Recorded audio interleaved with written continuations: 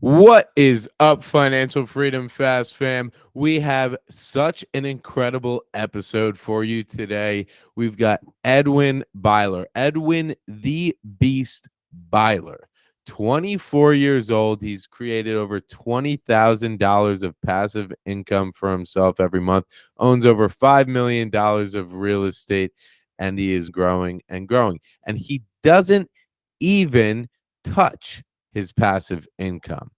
He takes the money from his active income. He's a real estate broker, and he uses that to live off of. So he doesn't even touch this $20,000 a month that his business is generating. He talks about how to structure private financing if you want to go and reach out to friends or family or a private lender to get some money for deals. And his fastest way to $10,000 a month in passive income as quick as possible. Really awesome story that he's got. Really excited for you guys to hear this. So without further ado, let's jump into the pod. Edwin Byler, what is going on, bro? Welcome to the Financial Freedom Fast podcast. How you doing, man? I'm doing phenomenal, brother. How about yourself? I appreciate you having me on. Glad to have you on. Glad you accepted this. I am doing pretty well right now. Kind of, relaxed. Quit my job not too long ago. Been hanging out, enjoying financial freedom, doing stuff like this podcast, doing some traveling. So everything is nice and calm in my world. Let's tell the listeners a little bit about your background and experiences and what you do. Absolutely. So, my name's Edwin Byler, Winston-Salem, North Carolina. That's the place I call home. And I started investing when I was 19 years old. Found some really good strategies through private money to be able to acquire real estate.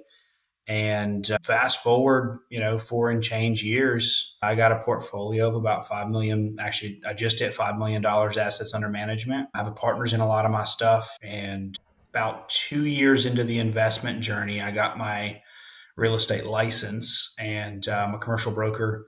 And that's pretty much it. That's the short version of the story. I Right. don't That's know what the all you want the me to hop into, but the short and humble story there. So you yeah. are an investor. Let's talk about your portfolio. And how old are you, by the way? Are you 24 or are you 25? I just turned 24 in November. I guess that's actually been like a month and change, but yeah, I Just turned four like last day of November. 24. 24 years old, $5 million in real estate owned. What does that look like from a portfolio aspect? So I have three single families. Mm. I've got an 8 unit apartment building up in Hickory, and I've got a 50 unit mobile home park that I'm currently doing a 15 unit expansion to. And I have a retail industrial, like mixed use space. It's about 25,000 square foot. Mm. But actually just refinanced that one today. So, Oh, hell yeah. You closed on the refi today? yes, I did. You getting a nice check back for you and your investors, I assume? So, actually, no, today was a preventative maintenance refinance, if that makes sense. But Mm. we can hop more Mm. into that. But the actual buyout, the investor buyout, is in 12 months from now. Okay, fantastic. Man, so it seems like you're kind of all over the board. You got some single fams, you got this medium to small size multifamily 8 unit, you've got 50 unit mobile home park that you're turning into a 65 unit, and you've got this industrial building. What made you jump into all of these different aspects of real estate rather than like, I'm only going to stick to this? Because a lot of the experts out there, they say, niche down, stick in one area and become an expert.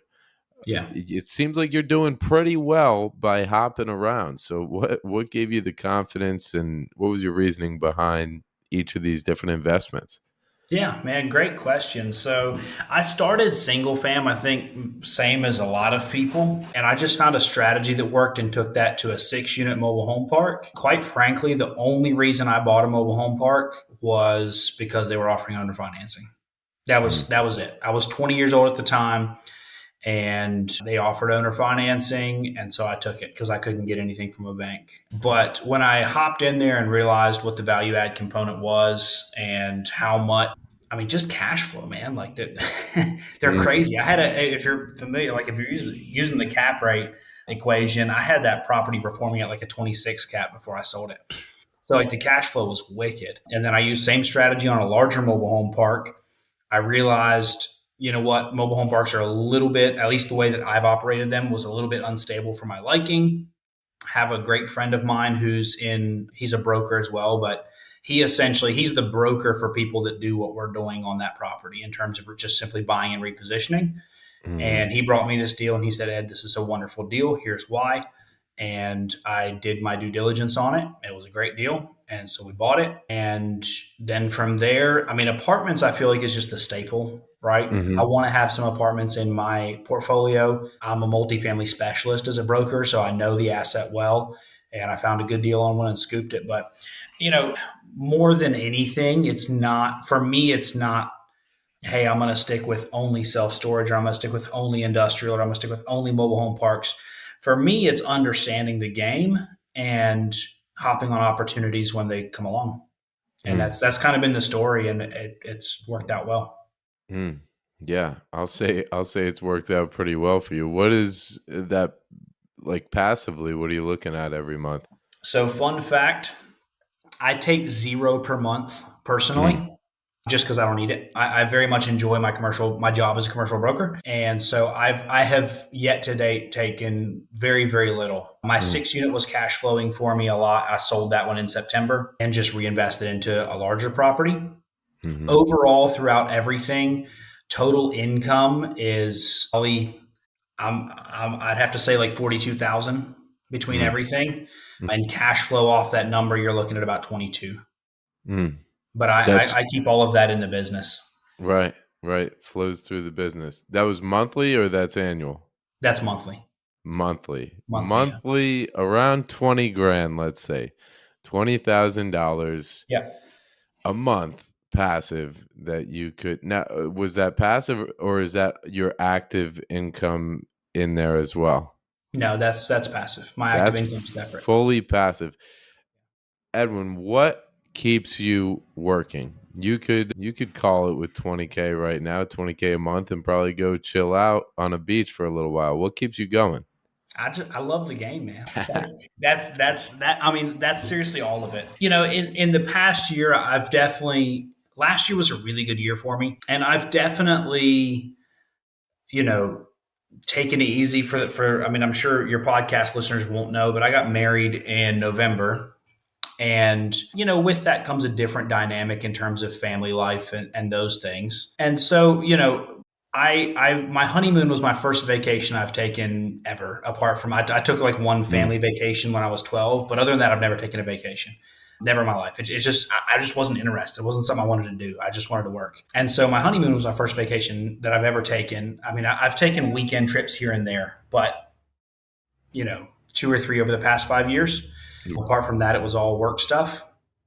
And, you know, that kind of made me realize like, hey, maybe it's good to get out and enjoy that stuff a little bit. But when I was on that, I also realized that I truthfully missed work. It wasn't even that I mm, missed feeling productive, so to speak. I don't really care about that much. Like I enjoy, you know, just going out and chilling as well. I don't feel the need to feel productive 24/7. mhm, But at the bottom of my heart, truthfully, I love the game. I love real estate. I love making deals happen.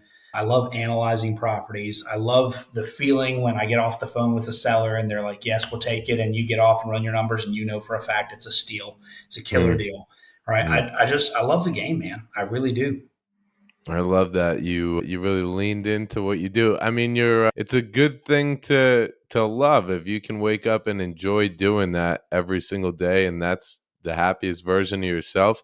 And it's creating this life of abundance and financial freedom for you, man. That's a incredible space to be in. So you mentioned in the beginning you had some unique strategies to invest. You said a little bit about seller finance, some other did you use any other tactics? Is seller financing mainly that creative finance that you were talking about? Let's talk about some of those strategies you had there.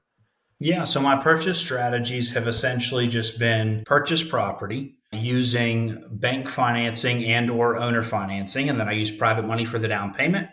I make sure that the value add in the property will be sufficient to have, 30% equity in the property.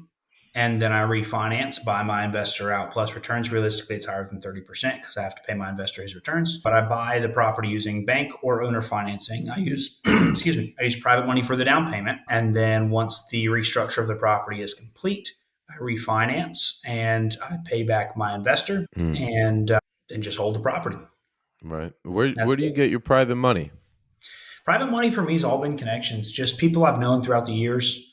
I've never advertised. I don't have, all of the excuse me, proper Delaware trust and all the Mm, other documents required. Yeah, it doesn't have to be Delaware, but that's the most common. But I don't have mm. the proper funds set up and all that to actively raise capital, so to speak. Right, like a It's all been 503B connections, or C. people. Right. So how do you structure, because getting a little, like my first deal, my 4 unit, I needed 30 grand to close on it, and I think I had 22. So I borrowed 8 from my dad, gave him actually 25% equity in the building, and then I bought him out of that equity and paid him back 12. So he made a 50% return in like 6 months or so. How do you structure your private money if someone out there wants to go buy a place and maybe they need 20 grand or so? What are some ways you've used to structure getting that money? So the number one for me, if you're looking at a smaller deal like that, right? If somebody's wanting to pick up a smaller deal where they need 20, 30, 40, 50K equity, you just have to factor that in. You have to factor being 100% leveraged when you enter, and you have to factor that in on the backside, right? When you go to refi the property, you'll have to factor in original loan payoff plus private loan payoff plus that additional interest. And I think that's probably one of the most common misconceptions when talking about real estate private money. I think it sounds easy to a lot of people, but I think the largest misconception is that you just go buy a house of any kind, right? You just oh, you Mm, buy it, right? You In order to do that, if you're coming in with none of your own capital, the deal has to be really, really good. Like it has to mm-hmm, be a really, really good deal. mm, But that's more or less how I've structured when we're talking short term private loans, so 3 to 6 months, somewhere in that range. Maybe generally there's a monthly payment that I have to pay to the bank lender and the private lender, as well as I won't give them equity in the property. My loan is separate from the property. It's just simply a percentage. So for example, on my first property, my boss at the time, I accidentally raised the money. I was just talking about it there at my job, mm, and he was like, man, I just refinanced my house, I have some extra capital, like can you pay me 10%? And I was like, yeah, for sure. And mm, so that's kind of how that worked out. On the second one, it was a very similar situation where I paid him 25, sorry, not 25. I paid him 12% on his money on that one. But that was just simply a return on capital, right? So mm-hmm, he gives me 50, I pay him 12% on his 50K and give him all the capital back whenever I refi the property. mm, With the larger properties, the mobile home park I bought for 1.4, my Kannapolis, the industrial retail space I bought for 1.425. mm, And on those larger properties, we're looking at a 24 or 36 month restructure. With those properties, the investors will have equity in the property. They will be on title. And, we just negotiate. I usually just negotiate the buy-in amount. So for example, if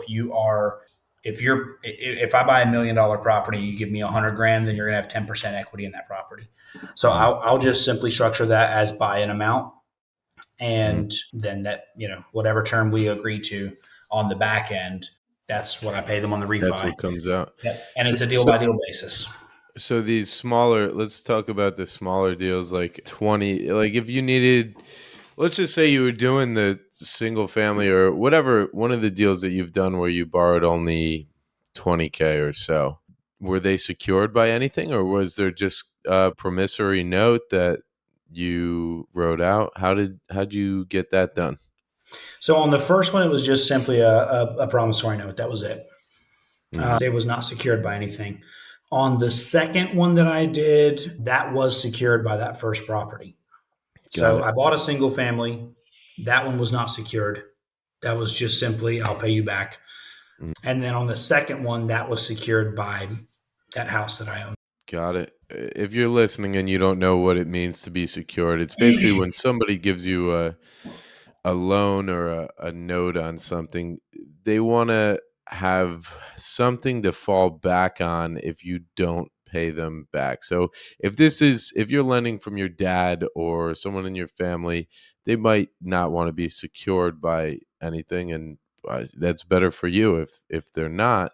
But sometimes if you have free equity in a property, or you're trying to buy a property and you want their note for a down payment, they'll want to be secured. Awesome to hear what you're doing there. We were talking off camera a little bit, and you're switching agencies right now, brokerage agencies, from EXP to Keller Williams.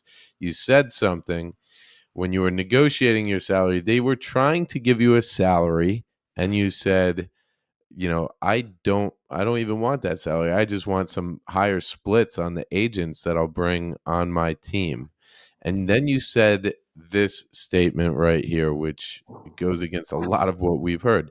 I don't want any set income. Can you explain where you're coming from there, what that means to you, and why you said that? Yeah, absolutely. So I have a very firm belief that the majority of people focus on the industry that will make them successful. And I think the important aspect, I guess, is to focus on being the person that is successful in every industry, right? Through self development, self growth. And so that has been my focus since I can remember, is being the person that is successful in every industry, whatever that might mean for that person. And so with that, when they offered me salary on this with this position, exactly what you said, Matt, I don't want the salary. I want to negotiate a higher split on agents, right? And I only get paid if I can properly teach them how to close a deal. But I'm Mm, confident in myself because I have focused on becoming the person that is successful in every industry, right? And mm, especially the industry of real estate, I've focused on becoming the person of success in that industry. mm, And that's been my focus. And so when they offer me that, I have the self-confidence, the belief, whatever you want to call it, that I can far surpass that if they give me, they're kind of giving me the platform, so to speak, versus me going to starting my own brokerage. And that was a decision I made as well, but that's a separate conversation. mm, But if they're giving me the platform and letting me run with it, I'm confident within myself that I have the ability to build and grow this division, and my income will be directly related to how much work I put in, mm. not, hey, regardless of how much work you put in, this is what you're getting paid. Right. Do you think if you didn't have passive income right now, do you think that would be a different decision for you? No, No. no, not at all. The reason that I say that, Matt, is because once again, I take zero. I've Mhm. never taken anything from, Right. from my company. Now, could I technically? Yes, but I'm talking about that's the decision that I made on the front end, and so it's not just, hey, I have this money, but I'm not going to take it. Oh, this month I'm a little low. Let me take it. Right? Mm, It's not that. It's going back to investors. It's going back to my partner. It's going back to everybody and saying, hey, we need to change the recorded documents that we had attorney drafted, mm. right? So there's a lot in it. I can't just pull money per se. I mean, I could if I needed to, but Right. overall, like it's not something I can just dip into for my living expenses. Mm. I view that as completely separate from Edwin Byler's funds, and so truthfully, no, I don't. I don't think so. I don't think I would. That's awesome. I mean, you are basically you have trust in yourself to create the income that you need to live, and that allows you to leave your investment funds, your investment dollars where they need to be, and funnel them back into your investments, which just keeps a compounding effect and keeps you growing and growing and growing Yeah. year over year. Fantastic. So, Edwin, you've built up a passive income around $20,000 a month at 24 years old. How would you suggest with today's market that someone in our position, 24, 25 years old, and they don't have any assets right now, how should they get started? What's the best way, the fastest way to 10K a month? So if you're going 10K a month, in my eyes, there's two different good routes for it, so to speak. Burr method is always fantastic. I'm a huge proponent of that, although cash flow is not very high generally with the Burr method. But it's a very, very repeatable cookie cutter method in which you buy a house, you rehab the house, you refinance the house, you rent it out, and then you do it all over again, right? The quickest way, in my opinion, would just be start big. If you're the type of person that needs proof of concept does not always have to come from yourself.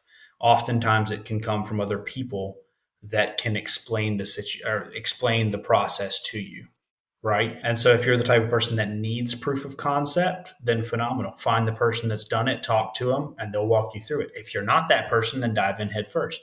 I would just say, could be conservative on numbers and account for mistakes and unknowns in your underwriting. And then apart from that, if you want to get to 10K a month quickly, just buy a big property. One property Mm, can easily get you there, no question.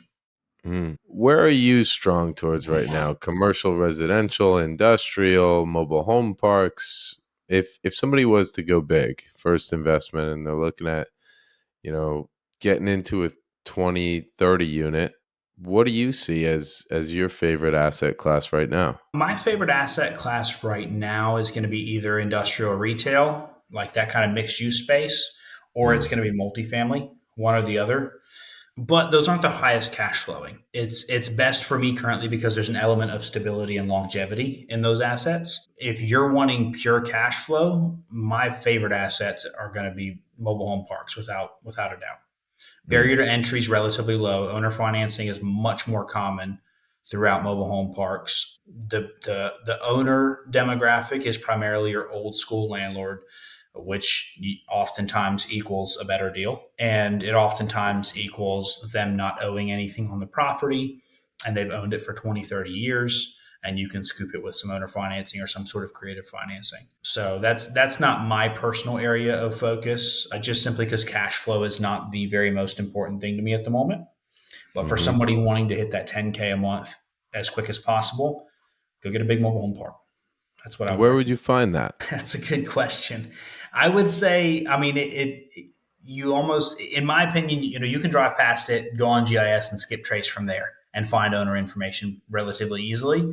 My 50 unit, I found on Facebook Marketplace. It was listed there. I went out to eat with the owner and we negotiated from there. If you're looking to find something like that from scratch, I would say try to think of how you would meet these people. It's gonna be connections. Owner financing is connection and relationship based, so it's gonna be Right. connections. It's gonna be somebody you want to go out to eat with, take them out for coffee, take them out for a drink, buy them some food, something, and sit down and talk with these people and negotiate from there. But I mean, from scratch, if you're trying to, it's going to be mutual connections primarily, or investor real estate meetups. That's the way I would say. Mm-hmm. Yeah, possibly driving by one of these. You drive by a facility, you see one near you, you skip trace it, which you could do. You said GIS. Is that correct? I've never used that, but you can also use PropStream is There you another go. website that helps you to skip trace. When you skip trace, it basically means you have a property, you see an area that you want to find out who owns it. And skip tracing will pull the owner's information, so you'll see their name, their contact information. And sometimes it'll come up as an LLC, and PropStream you'll have to do a little more digging. I don't know if GIS just does a direct pull and you'll get the LLC best contact information. So on with GIS, every county has their own like local GIS. So each county will have their own individual GIS, and you can type in a property address and it'll pull up owner information. If it's an LLC, you can get that LLC information and enter it into your Secretary of State website. Mm, And you can from there pull their articles of organization, and they will have a principal listed on their articles of organization along with mhm. contact information, address, and phone number. So if Love you it. want a step by step guide, that's how you do it. So you see a place you want to you might think about buying, that's a good way to do it. Then get them out to lunch, have a conversation with them. Don't go there just, with the mindset that I want to buy. Go there with the mindset of making a connection with someone, and if something's supposed to come from it, it will. So, Edwin, final questions here. What's one actionable step our listeners should take today on their path towards financial freedom? Find the asset class you want to, I guess, tackle, right? And then find somebody that's done what you want to do and reach out. I Hmm. think having somebody hold your hand, whether it's single family or whether it's something bigger, if you're brand new, having somebody hold your hand through steps A to Z, I think is one of the most important things that you can have. And some people are reluctant and some people are willing, but you just find somebody that's willing. I can tell you right now, I am. Anybody can message me, call me, text me, whatever. I'm a busy man, but anytime I have time, I love to chat. So I would say being able to have somebody there you can call, bounce things off of, bounce problems off of, ideas off of, all of that stuff. That's what a course can't give you. And I'm not knocking courses. I'm just Right. saying each person runs into something specific that they need somebody to bounce that issue off of. And that's why I view having somebody as so incredibly important. So Right. I would just say find someone that's doing what you want to do, reach out to them and chat. That's it, man. And it's not even like only investments, dude. It's in everything. Like if you want to be 100%. if you want to be the big guy at the gym, then why are you just going to sit there and do random workouts? Like go to the biggest guy in the gym and ask him, "What workout should I do? What should I eat? What is going to get me to where you are?" Find someone that steps ahead of you and they can lead you. They know how to get there because they're obviously there already. So Absolutely. last question here, Edwin. What is one question that you wish I would have asked, or a topic that you wish I would have covered? And how would you have answered that question, or how would you have expanded upon that topic? That's a good question. I haven't been asked that one before on a podcast. You know, I think probably finding deals, which I mean, you did touch on that somewhat, but it's Hmm. so broad. Hmm. I think, you know, if somebody is asking me, hey, what's a non traditional way? Because everybody hears about driving for dollars and everybody hears about cold calling and all Hmm. that stuff. What's a non traditional way to find a deal? It's through relationships. I think that is one of the most underutilized forms of lead generation there is. Having a big smile and talking to everybody you meet. My first two deals were found through customers walking into the shop I worked at and me just being friendly with them and telling them at some point throughout the conversation, I want to buy real estate. You know anybody that wants to sell something? I did that Hmm. intentionally. But my first two deals were bought through that. My single family and my 6 unit, and that laid the groundwork for everything that I own now. And I want to make sure that's out there, right? That people don't undermine how important that can be. So yeah, that's something I'm very very I guess passionate about. It's just being a friendly person, talking to people. You never know where opportunity is going to lead. Chase them all. Dude, and that's it. And that's why even I said earlier, when you're just going and when you set the meeting for lunch for a property owner of someone that you want to buy their stuff, go there just with the expectation to have lunch with them, get to know them, and to build a relationship. If something comes from it, then it will, but you don't need it, man. You show up, you're happy to be there, you're happy to see the people, happy to connect, and that'll take you places. I also love how you said you shared with everybody, like, I am trying to get into this type of real estate. I am trying to do that. People naturally want to help you get to your goals. And if Right. they know someone that is trying to sell real estate and you're trying to buy, that's some real estate that you might be able to get. So make sure you're telling people what you're looking to do. Absolutely.